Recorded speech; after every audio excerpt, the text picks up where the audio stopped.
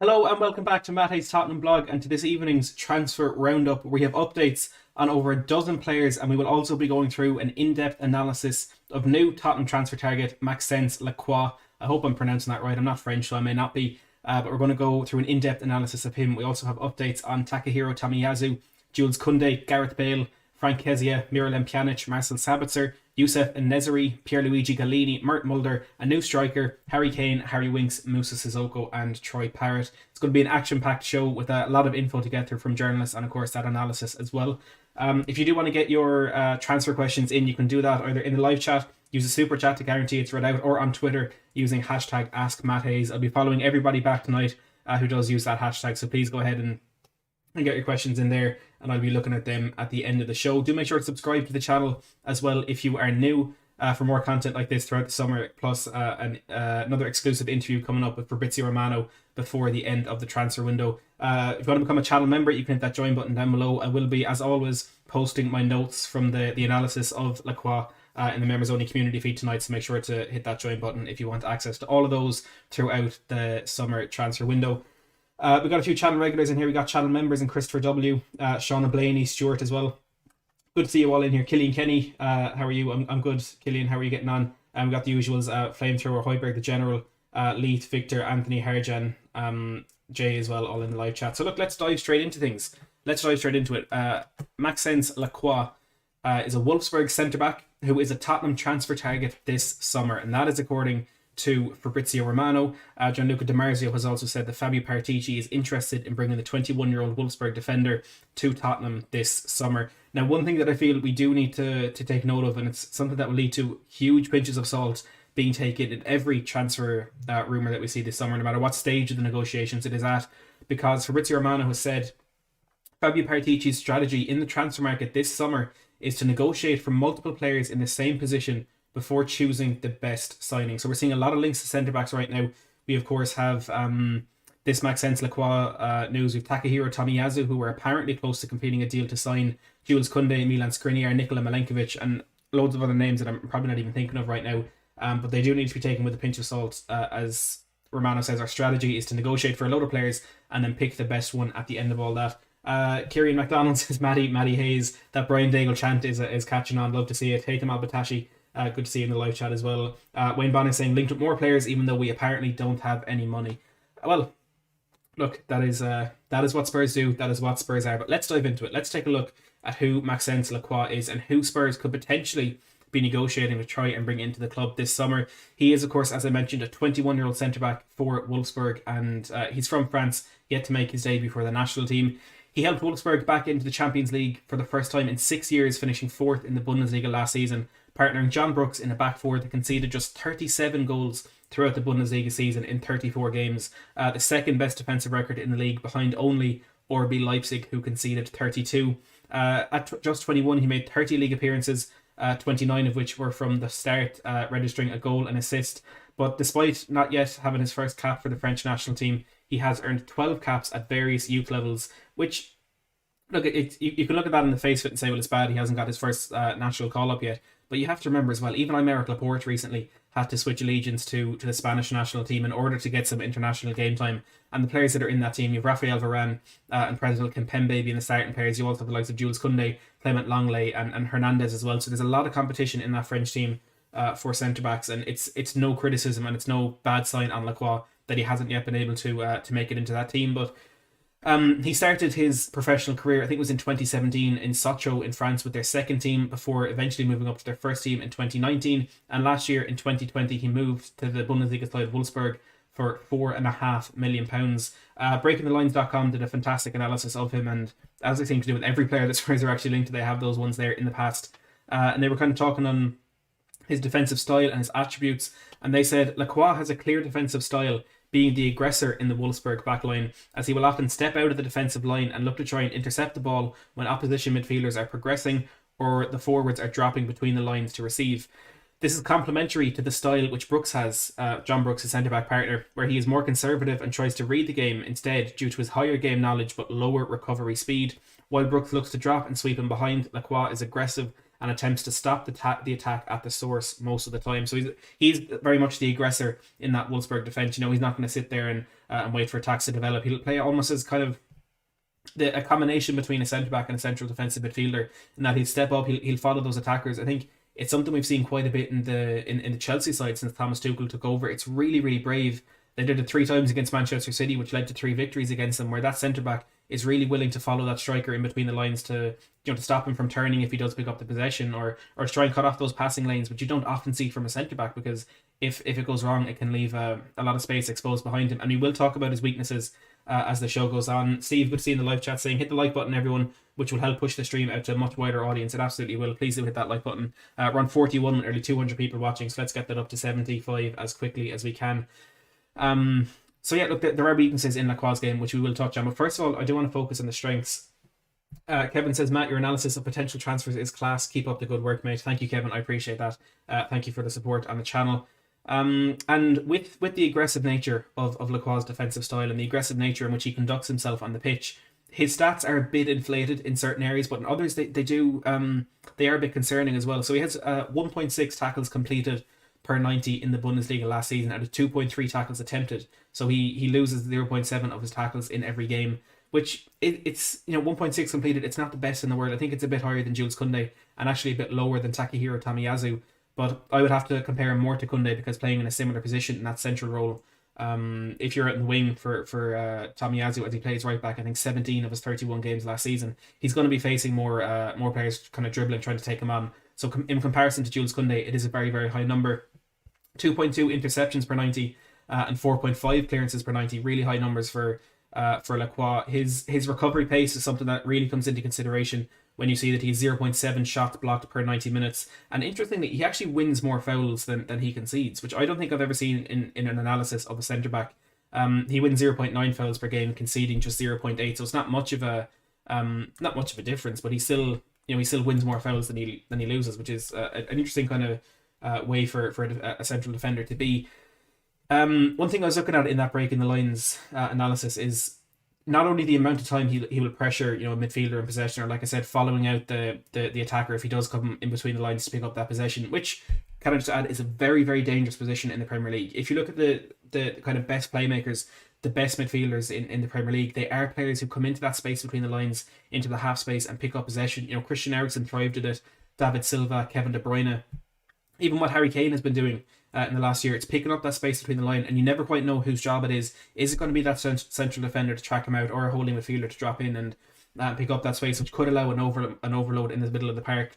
Well, Lacroix solves that problem. He will follow that attacker out. He will do it very bravely. And if he is going to be coming into Spurs and playing in a 3 at the back rather than a 4 at the back, well, there is an extra centre back there for to have that add a bit of cover as well. So potentially a really good thing that he does follow that out and put the pressure on there. But it's the quality of that press which is even better. He has 11.3 pressures per 90 with a 38.7% success rate, which may not sound very, very good, but it really is. If you're taking into consideration the fact let's say for example we're playing Manchester United and the ball comes into Edinson Cavani's feet in between the lines and Lacroix is out pressuring him. If that ball is passed backwards, if Cavani plays that back out to plays out the left to Luke Shaw or into the middle of the park to Pogba, well, that will essentially be a failed pressure. So 38.7% of the time when he goes into those, he comes out with the football. Not a lot of those times are people going to attempt to take him on. So he probably, if you break it down to the pressures where he is attempted to be dribbled past, it's probably a much higher number in that. And there is a weakness in his game which lies among that, which we'll talk about in a second. But the first weakness I want to look at is, interestingly, the complete opposite of Jules Kounde. And when we spoke about Kounde, we analysed his ability in wider areas, because playing in a team like Sevilla where the fullbacks are really advanced, which is the same as Wolfsburg, Jules Kounde often on the transition was forced into wide areas 1v1 to defend in these isolated positions, and he often came out with the ball. He used his physical strength and his pace as well to simply just get the ball off wingers, body them off the pitch, whatever it was. Lacroix isn't as talented in that. He like we say with those attacking fullbacks, is forced into those wider areas. He tackles just 40% of dribblers that he's faced, which he's dribbled past 0.99 times per 90, which is not a very good thing. And I suppose it can be, for the most part, put down to the simple fact that he is young. He's only 21 years of age. It's only a few months ago he turned 21. So it's probably that inexperience in those wider areas. I don't know exactly how Sochaux play, but I doubt it would be the extent of their attacking kind of prowess will go as far as the fullbacks pushing on as much as they do at Wolfsburg. So it is a very new thing for him to be facing, but it's just that kind of inexperience, not knowing, where do you go? Do you approach the dribbler? It's a different situation if you're pressing a striker in the half space and actually facing up a winger out wide. It's something he'll have to learn from. Every defender we're getting in is going to have weaknesses. This is one of his biggest ones. He's also not very great in possession out wide as well. I think sometimes he just thinks he has more time in the ball than he has. And if you actually look at the failed passes he's had throughout the season, a massive percent of them originate from kind of deep right defensive areas where he tries to play that long ball or tries to play a short, clever pass, and it just doesn't work out for him. But look, he's only 21. Another thing is that decision making. Like I said, if he is going to be pressing those players in the middle of the park, it's about knowing when to be aggressive. And if you're playing, looking at the Bundesliga, say Schalke, who got relegated, or Werder Bremen, who struggled a lot this season, or the other lower teams like Hertha Berlin, if you're pressing these players who are of a less quality, well, you can force them to play backwards. So you can predict where they're going to spin. But there's a few instances. I remember one against RB Leipzig. I think it was Dani Olmo got the ball into his feet, and Lacroix was really aggressive. He was really confident. He was really quickly pushed out in that, but it was simply one drop of the shoulder and Olmo was away. He was gone from him, and then this entire space is free and behind him. You've Dani Olmo and whoever the other attacker was in that game going in on John Brooks, essentially 2-on-1 to get in on goal. So it's about knowing when to be aggressive and actually knowing when to pick and choose his time to actually push out into that half space. It's something again he'll have to learn from, but. Look, he's only 21. We do need to cut him a lot of slack here. Oscar says, would you prefer Lacroix or Kounde? I personally prefer Kounde just because they're similar ages, but Kounde is a lot further along in his development. More realistic, I think it will be Lacroix, because I know Fabrizio Romano said that Sevilla could be willing to accept as low as £39 million for Jules Kounde, but every other report seems to think it's going to be a lot higher than that. So I'm not quite sure where the price tag would be for Jules Kounde, but I would prefer Kounde. Lacroix probably a more realistic option, but certainly not a bad option. I think he's a very, very talented centre-back Fabio Paratici has identified, and as a plan B, he's a damn good one. In possession is something that's going to be very important, we hope, for Tottenham centre-backs going into the new season. His job at Wolfsburg, he's not entirely important to kind of being progressive and things like that. You've John Brooks, who's much more experienced, can play those more progressive passes. I'd say if you're looking at that Wolfsburg back four, John Brooks would have a very similar role to what Toby Alderweireld has at Spurs. You also have Maximilian Arnold in the number 8 role, very good at bringing the ball forward, both in possession and in terms of passing it, and like I mentioned, those fullbacks. So Lacroix not entirely important to those progression, but he still has 3.7 progressive passes per 90. That is a stat accurate of February 2021. With 2.26 progressive carries per 90 as well. So he does like to get the ball forward. And if he's going to be playing in our back three, for example, on the right hand side, it's not going to be a typical centre back role, and it's not going to be similar to his right centre back role at Wolfsburg, because like I said, with that extra man, he's going to have some different roles. He's going to have in some areas less responsibilities, in other many more responsibilities. And I think being that kind of attacking player could be one that will be kind of levelled onto him. And he has that quality as much as he hasn't really had to. And Shauna Blade, Shauna, I'm just losing ways how to thank you, Shauna. Shauna coming in with the £100 super chat. I really just don't know what to say anymore. Shauna says, huge shout out to Matt for always giving the most detailed analysis, the best out there. 10k soon to come. Shauna, from the bottom of my heart, I really, really do mean it. Thank you very, very much for that. Like I said, I'm just running out of ways to say thank you for the kind words and for the generosity and the support of the channel as well. You are an absolute legend, a hero in the Spurs YouTube community. Just thank you. Thank you is all I can really say. If I can remember where I was here. In terms of those passes that he plays, he likes to feed them into the right back and the right wing, kind of dropping into that half space. And it's these kind of reverse passes that he seems really good at. If he gets the ball, say from his left centre back and he's turning, if he's maybe even looking to go backwards towards the keeper, he thinks he's going to play it out to the right back, and he can just switch that ball back across himself into that right back or into the right winger. He's just really good at that, and it's an unusual trait for a centre back, in that he has that the right body shape to kind of trick the striker into pressing the wrong areas, and the execution of that pass is often very impressive. So he has the ability with the ball. He has the ability without the ball. He's not by any means a finished product. He has a lot of development to do, a lot of learning to do, and well, look, is there any better place to do that than at Spurs? He wouldn't be the ideal candidate, like I said, to get into our team straight away, but as a plan B to Jules Kounde or to Takahiro Tomiyasu, maybe as a long-term replacement for Toby Alderweireld, I think Spurs would be doing very, very well to get him on their books.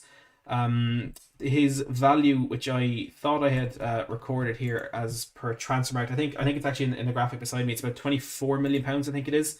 I wouldn't be surprised if Wolfsburg do look for a bit more than that, given the incredible season he's just had and the interest that he is attracting from a lot of teams around Europe. So that is Maxence Lacroix. Let me know your thoughts in the live chat. Do you want him? Do you not want him? Was the analysis good? Do you want me to do more?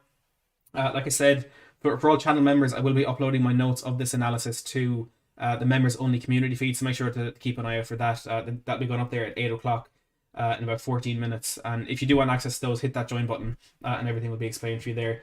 Sean are getting a lot of love in the chat, as is definitely deserved. Simon Cohen and Terry Wright, good to see you tuning into the show as always.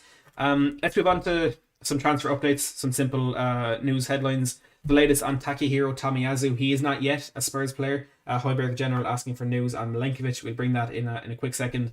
The latest from Fabrizio Romano on Tomiyasu is that talks between Tottenham and the player are progressing. Tottenham may be able to complete a deal in the next few days. There are currently no talks between Arsenal and the player or Bologna. Now, this is some reports that came out in the last couple of days that Arsenal were actually attempting to hijack this deal for Tomiyasu. And it's very interesting that Romano is saying that's not the case. There are no talks. But Gianluca Di Marzio has said that Arsenal and Tottenham are both talking to Bologna as they attempt to find an agreement for Takehiro Tomiyasu. Now, before we discuss that, there's also an update from Mike McGrath of the Telegraph today, who says Tottenham are hopeful of completing a deal for Takehiro Tomiyasu whilst he's at the Olympics. He is determined to move to the Premier League. Spurs are currently about £5 million apart in negotiations, which we already knew. Daniel Levy being Daniel Levy and trying to get the cheapest deal as possible. I think we will get this one over the line eventually. Martin says Lacroix is fun to say. It is. I'm pretty sure I'm pronouncing it wrong, but it's fun the way I say it, so I'm just going to stick with it. So that is it on Tomiyasu. As Romano says, he personally expects this deal to be done in the next couple of days.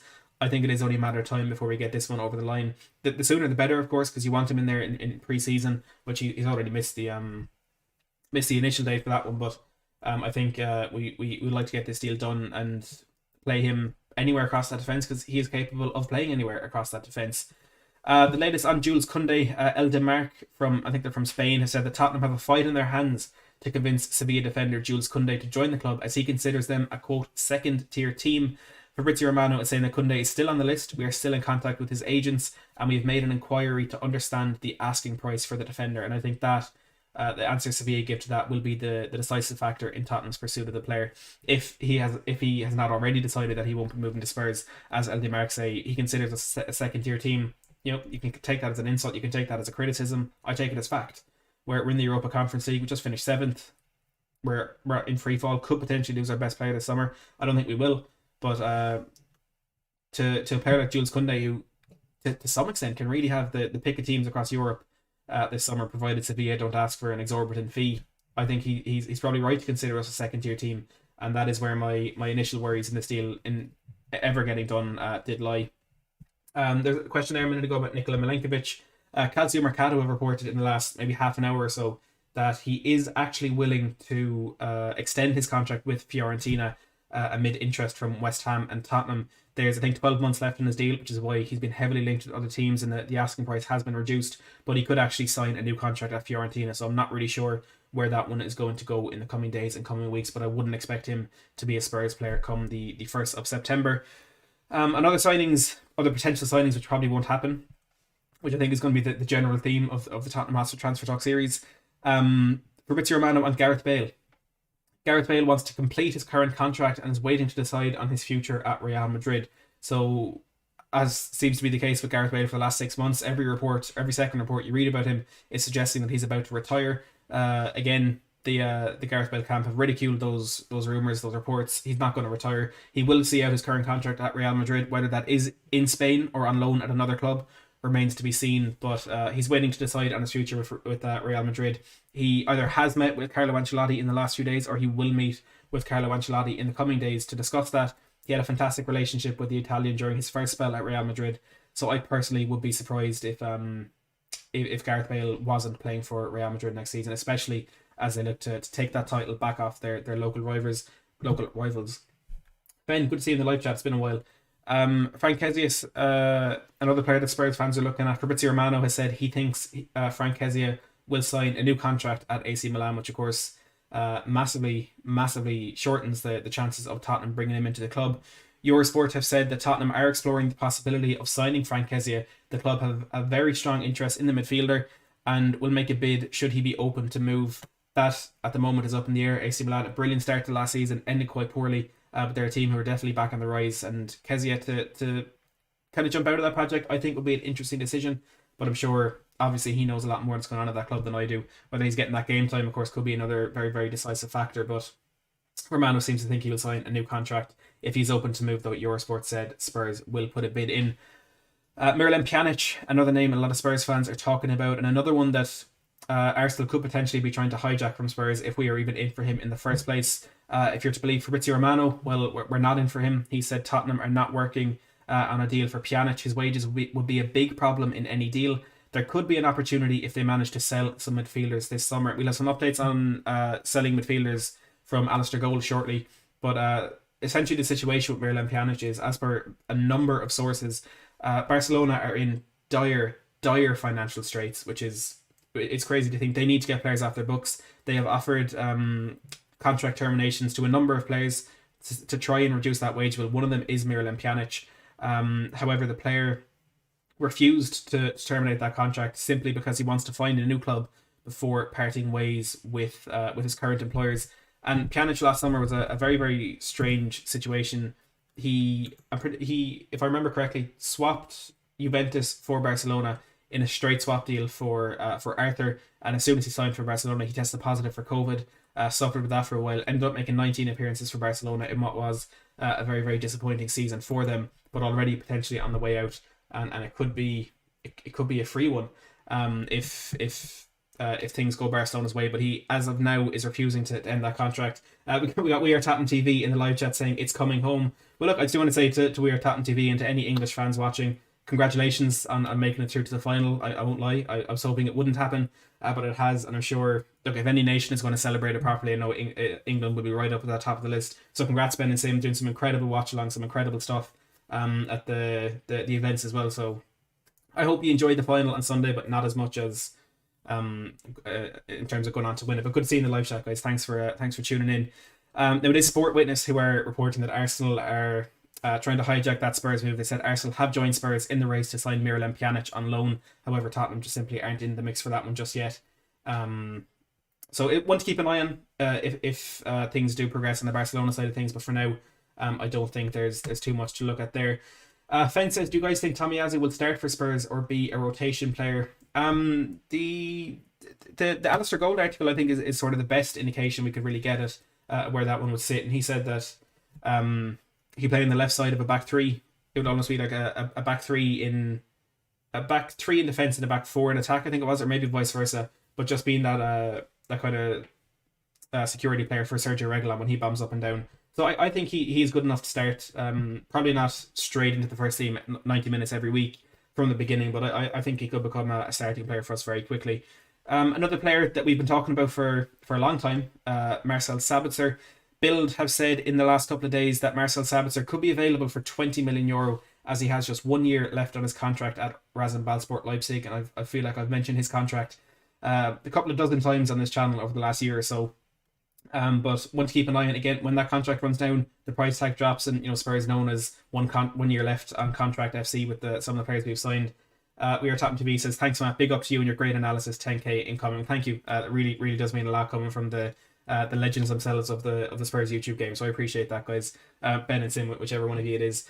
Yeah, I got Fjortoft this morning talking on Sabitzer, says it looks likely that Sabitzer will leave Leipzig this summer. Ole Gunnar Solskjaer and Tottenham appreciate him highly, but he could actually stay in the Bundesliga, with Dortmund now showing an interest. Dortmund, of course, brought in a new boss this summer in Marco Rose, coming in from Borussia Mönchengladbach, and this is maybe a player that he has immediately identified as one to carry Borussia Dortmund forward, and he's shown he can do it in the Bundesliga. That's where he's made a name for himself, so I'd be quite surprised if Dortmund weren't interested. So maybe this one could just peter out in terms of him getting a move to Dortmund. But Eurosport is saying that Fabio Paratici is scrutinising midfield as a potential area for Tottenham to improve. The club have previously scouted Maxence Sabitzer and Todd Cantwell. Frank Kessie and Miralem Pjanic are also targets. So a lot of midfielders being mentioned. Maybe you have to come back to what was said by Fabrizio Romano, that Fabio Paratici is going to his strategy in the transfer market is to negotiate for multiple players in the same position before choosing the best signing. So maybe that's just why there are so many names around for midfielders at the moment. The latest on Harry Kane. Samuel Luckhurst of the Manchester Evening News have said that Tottenham have decided not to sell Harry Kane this summer. Spurs have privately agreed to deny Kane a move before the transfer window closes. Fabrizio Romano says Tottenham will fight until the end for Harry Kane. There are good feelings around the club to keep him this summer. And Alistair Gold says Harry Kane is not expected to depart the club this summer despite the speculation surrounding his future. So the tune really, really changing on that one, as all of the latest reports suggest that Harry Kane will be a Spurs player come the 1st of September. I don't think that means he wants to stay. I still really do feel he does want that move away, and I've seen people suggest that maybe a trophy with England this summer could kind of change his stance and how quickly he wants to move away. But I think winning a trophy with England would just make him want to win more trophies at club level. So I don't think that will play a part. I think no matter what happens, he will want to move away. But it looks as though Spurs aren't going to allow that to happen. Alistair Gold has also said that Tottenham are expected to sign another, quote, established striker to back up Harry Kane and to play with him sometimes as well. I know Joaquin Correa, there's a question in the chat about him a second ago. There's no reliable news on that. If I just scroll back through my notes, I'll get the source. It was Carriera de la Sera said that Tottenham are in contact with Joaquin Correa over potential transfer. The forward has made it clear to Lazio that he's decided to leave the club. And look, if there's any omen or if there's any indication that this might happen, I was playing on FIFA last night, just kicked off with one of my housemates, and I randomised my team. I got Lazio, and I scored 6 goals with Joaquin Correa in the one game. So if that's not a sign, I personally don't know what is. In terms of some Deadwood, like I mentioned, updates on the midfield. Alistair Gold has said that Tottenham are open to offers for both Harry Winks and Moussa Sissoko this summer. We've known for quite a while that Sissoko will probably be moving on. Reports on Harry Winks had said that he's open to staying at Spurs and trying to fight for his place in the team, but the club seem to be on a very, very different stance with that one. Chelsea Madness says, hey, I'm a Chelsea fan, just subscribe to you. Well, I appreciate that. There's not many bigger compliments than a fan of another team subscribing to the channel, so I do appreciate that. Anyone else, if you do want to subscribe, like we are Tottenham TV said, we're on the road to 10k before the new season starts, so please do hit that subscribe button for more content like this. Troy Parrott is expected to go out on loan again this season. That's according to Alistair Gold. He was on loan at Millwall and Ipswich last year. Not the best loan spells. I think scored twice for Ipswich and didn't bag any for Millwall. But he's probably going to go out on loan again this season. Some other stories from less reliable sources and ones that I don't really see developing into anything too serious. Mundo Deportivo have said that Tottenham are interested in Sevilla striker Youssef En-Nesyri, who's the 24-year-old scored 18 goals in La Liga last season. Spurs Express have said that Tottenham have had a long-standing interest in Atalanta goalkeeper Pierluigi Gallini, dating back to last summer when they inquired over the Italian's availability. Tutto Atalanta also saying that Tottenham have collected information on Gallini and are now considering a bid for the Atalanta goalkeeper. The Daily Mail has said that Fabio Paratici is set to pursue a deal to sign Sassuolo right-back Mert Mulder. So a lot of names we mentioned, like I said, well over a dozen that we're being linked to at the moment, but that is your general roundup of the transfers, and hopefully the analysis of Lacroix was beneficial to you as well. I'm going to quickly take a look at the questions we've got on Twitter using the hashtag AskMattHayes. Thank you, Smokehouse Stew. I think Stuart Fensom for coming in with the first question. Says, what's your opinion of Connor Cody? Personally, I like Anderson and Tomiyasu, would take Skriniar too. I think Connor Cody is a good defender. I've seen some people kind of describe him as a B-Tech Eric Dyer, which I think is a rather harsh analysis of a player who was a really important part of that Wolves team that made it up from the Championship right through to finishing 7th in consecutive seasons in the Premier League. He was poor last year, but the whole Wolves team was. I think he's a player who's definitely better suited to a 3 at the back, which is probably why he's not high up the list of selections for Gareth Southgate and that England side. But if he signed him, I think it would be good. You know, you want players that can work well under your manager, and I think there aren't many centre-backs in the Premier League who have proved they can work under Nuno Espirito Santo than Connor Cody, who made his name for himself under Nuno Espirito Santo, which is also why Matt Doherty is probably going to have a good season as well. In terms of Anderson, Tomiyasu and Skriniar, I'm fans of all of those as well. I think a list of likelihood, I think Tomiyasu, then Anderson, then Skriniar. I can't really see that one happening, but I would certainly love to see Tomiyasu or Anderson come in this summer as well. Fenn says, "Hey Matt, so close to that 10k subs, so close. It's getting exciting now, but hopefully we'll get there before the season starts." He says, "Where do you think Spurs will finish this season with Nuno?" I think top 6 is the target. Whether that's going to be a realistic expectation, I'm not entirely sure. It's, I think as Spurs fans, we're kind of primed to be more optimistic than anything, but when things go wrong, we're probably the most negative fan base out there. And I'm trying to kind of balance the kind of general atmosphere, the general mentality that I would assume is around that dressing room at the moment, and the excitement of bringing in a new manager that apparently the players respect and are looking forward to working under. A lot of this does depend on the way the transfer window goes. If we get Kounde, or if we get picking a random defender, which I can't think of right now, but a crap one from West Brom, for example, well, that'll play a big part of it.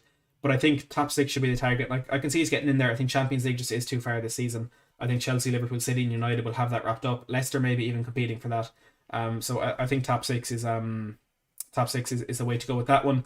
Zulaman has said Tottenham need to be aware of the effect of Virgil van Dijk, of the effect Virgil van Dijk had on Liverpool. One world-class centre-back can change everything. We should go all out. And that's exactly the situation that we find ourselves in. I said it about, when it looked perhaps a bit more likely that we were going to lose Harry Kane. Liverpool lost Philip Coutinho, and that could have been the end of them. But they used that as a platform to go on and win Premier Leagues and Champions Leagues. It's all about how you reinvest that money, and it was Virgil van Dijk and Alisson who completely changed that for them. If Tottenham, whatever money we have, if we spend it right, it can be the best thing for us. And there's no point in holding out on and trying to get an okay centre-back when an extra 20-30 million could get us a world-class centre-back. If the money isn't there, which will be understandable after the year and a half that everyone has been through, that does make sense. But I certainly agree. One centre-back could change everything for us. It really could, and hopefully we will go all out and get a Jules Kounde or a Milan Skriniar, but I personally can't see it happening. But Zulaman, thank you for the question. Andrew Cleary says, any idea if Doherty will get a chance next season under Nuno if we do end up signing two centre-backs and a right-back? I think Doherty is our first choice right back next season. I think he's straight in that the first name in the team sheet because, like I mentioned there with Connor Cody a minute ago, he is a player who was incredible under Nuno and hopefully will continue to be that. If things don't go wrong, if things do go wrong after 2, 3, 4 months, well, we do need to change something up. Maybe then put Tomiyasu out in right back or bring another player back into the team, whatever it is. But I think Doherty will get his chance, a deserved chance, despite his shortcomings as a Spurs player. It's a new manager now. It's a clean slate. It's a second season. You can't judge a player based on their first season at the club. So I think he gets a chance. He deserves it. And of course, as an Irish fan, I want to see him do well. It's not written in the stars that he will, but I think he's a better chance under Nuno than he does under any other manager, to be honest. So I'm excited to see how that plays out, for sure. Bobby, good to see you in the live chat. Says, if I can find the comment again, says, please don't tell Will I've sneaked down here, Matt. That goes for you a lot in the comments too. Everyone be quiet. Bobby will leave if we tell Will. So let's not do that. Before I do jump into the live chat to take some questions from there, please do hit that like button if you are enjoying the stream. We're on 104 likes right now with 320 watching. So let's see if we can get that to 150 likes as quickly as possible. And as always, make sure to hit that subscribe button if you are enjoying the stream. Get your questions, your comments and all that in the live chat. And I will get through a few of those very, very shortly. Just going to take a quick look on Twitter and make sure we haven't missed anything. Any updates as we've been doing the show. It doesn't look like it. Twitter isn't exploding anyway, so that's probably a good sign. Aaron Fernandez says, with the names linked, Matt, do you think Paratici is already having a massive difference compared to previous targets? I wouldn't say it's a massive difference, and maybe it's best that it's not, because as much as you want Paratici to have his say and to really be in control of these things, there's also a scouting team that have been working within Spurs that know the type of player that we need and the type of player that will work well with the squad that is already there. So I think that is why we're still seeing Milan Skriniar, Nikola Milenkovic, Marcel Sabitzer being linked, but we're seeing a lot of new names as well. We'd never been linked to Takahiro Tomiyasu. We'd never been linked to Maxence Lacroix, Miralem Pjanic, these kind of players. So you can see that balance between Fabio Paratici and Tottenham targets. So them being combined, maybe having, instead of just Hitchin and Levy, having Paratici against Hitchin and Levy, that bit of a debate, that bit of friction, maybe that's when we get the better targets out there. But I don't think there's a massive difference, but there's definitely an impact there, and it's one that has to be positive when you see the track record that Paratici has. Fenn says, are defensive transfers a priority? They absolutely 100% are. Tottenham are going to do whatever they can to get in these defensive players and then continue to improve the team elsewhere, because when you're looking at the defensive signings, they're players that need to improve our first 11, whereas the majority the other positions on the pitch are ones to add a bit more depth. You could maybe make the exception of the attacking midfielding slot if we're going to be losing Eric Lamela and a few other players in there. So I think defence, we just need to make our best 11 the best it can be and then look at other areas of the pitch including midfield and up front, where we can improve from there. But that could change depending on which players leave the club this summer as well. Tony says, do you think we'll struggle with signings after the manager public debacle? I think it'll have an impact. I think even the appointment will have a say in that, because if you're just for example Milan Skriniar, and you hear Antonio Conte's in talks to go to Spurs, they want you, you're thinking, well, I'll go there. All of a sudden, if Antonio Conte becomes Nuno Espirito Santo, you're not going to want that move. So Nuno himself will have an impact on that. But like you say, Tottenham right now in the public forum have been painted as a club who don't know what they're doing and who are in a farce. And Fabrizio Romano saying he's never seen the likes of this in his history of covering managerial pursuits. There is going to be a negative feeling around Spurs within the footballing kind of sphere. But on the flip side, I was on the Cheese Room podcast last week, and HG made a very good point that a lot of young players out there right now remember Tottenham only as a big club. So the example he used was Jadon Sancho, who's CFN, good to see in the live chat. Jadon Sancho was 21, 22 years of age. If you look at the time when he really would have gotten into football and really understood watching football, if you want to go back to 2011, 2012, of the 10 years he's been watching football, 5 of those Tottenham have been in the Champions League. We've been in 2 title races. We've been in a Champions League final. So for a lot of young players out there, the feeling around Tottenham and the general opinion of them is very different to the players who were in their late 20s, early 30s, or the kind of older factions of the fan base. And by older, I don't mean like 94 years of age. I mean kind of over 35, 40, who've seen the 90s and the 2000s and know just how bad Spurs actually were. The kind of consensus amongst the young footballers could be very, very different, and that's something that could be advantageous for Spurs in this upcoming transfer window. A man says, I want Rafinha as a right forward. I would absolutely love Rafinha to come into Spurs. I think it's just one that's a bit far-fetched at the moment. Lily White Yid says, any more talks on Vlahovic of Fiorentina? I haven't seen much on it in recent weeks. I know the Times Sport has said that we held talks with Fiorentina over signing him. And I think there's a few reports in Italy as well saying that Tottenham were interested.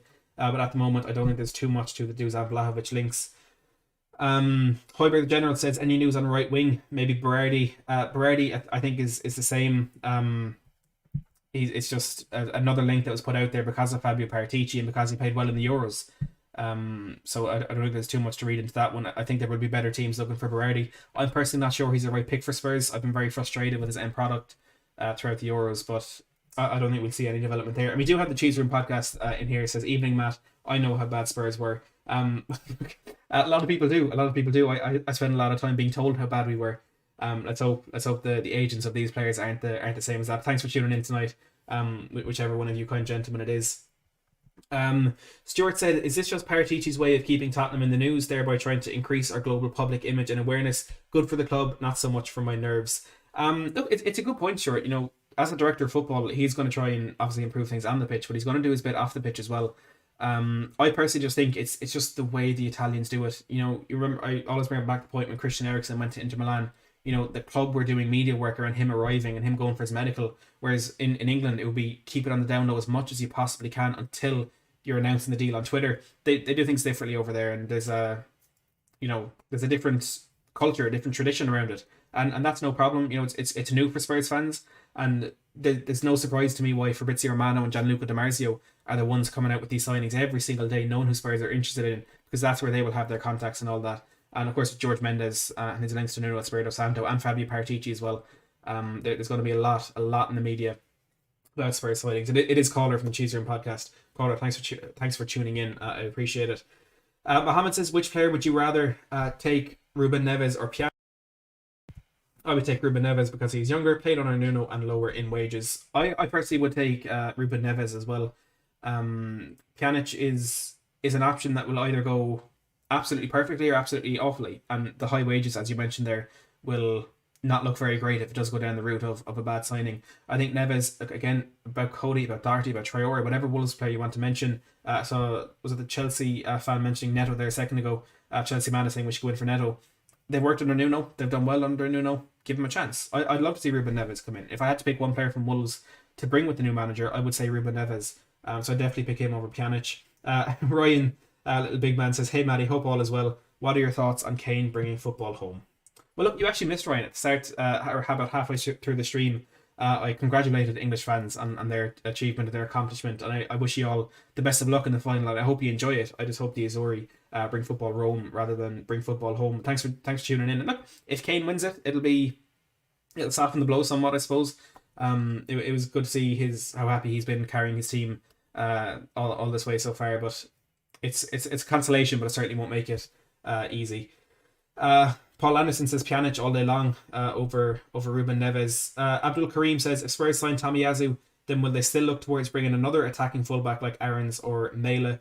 I think they will, Abdul. Tomiyasu, like Alistair Gold mentioned, seems to be a centre back option for Spurs at the moment rather than a fullback option, and it makes sense when you're running kind of three at the back that he's a wide centre back rather than a fullback, because he does have the ability to play in both positions, and right centre back or left centre back of a back three is kind of a nice combination of those two. So I think he'll do very well there. I think we will still look for a right back to accompany Matt Doherty, because Serge Aurier does appear to be on his way.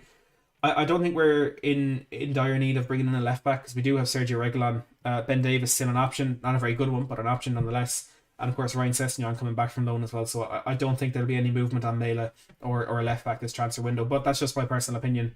I've been wrong quite a bit in the past, so I wouldn't be surprised if it happens again. Terry Bishop says we need 2 centre backs this season and get rid of one of Sanchez or Dyer. Hoiberg General wants Vestergaard. Victor HM says Gio was having a good Copa America so far for Argentina, coming back into form. Probably says I've cancelled your planned visit to West Brom, mate. Ryan says I personally see Neves as a better signing in comparison to Pjanic. Premier League experience, and that man can't score a goal other than a worldie. Oh, I remember that volley he scored in the Championship. I forget who it was against, but he took a bad touch on his knee. He was going backwards 35 yards out and just rifled it in at the top bins. He's a very, very, very talented player.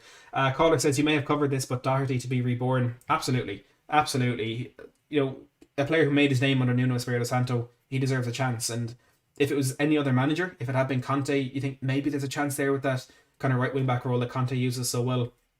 But typically with those right wing backs Conte uses, it's wingers who are just dropping a bit deeper rather than fullbacks who are pushing a bit further forward. And I know Doherty is a wing back and that's his prime position. But you look at Juventus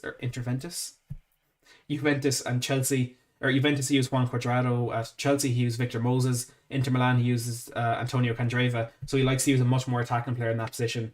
But since it's Nuno Espirito Santo, Doherty was not just a player who played well under him, but was a player who was a very important part of that team. So I think Doherty will be a revitalised player this season, and hopefully we do see the best of him at a club and national level. Chris Gould says, is it true that Tomiyasu is close to come to Tottenham? It looks like a deal is close to being agreed, but with Daniel Levy, anything's possible, so don't hold your breath. But I do think that's one that will be done in the coming days, maybe coming weeks. Farhan Saeed says, who do you think would be the most ambitious signing Spurs can make? And that's a very good question.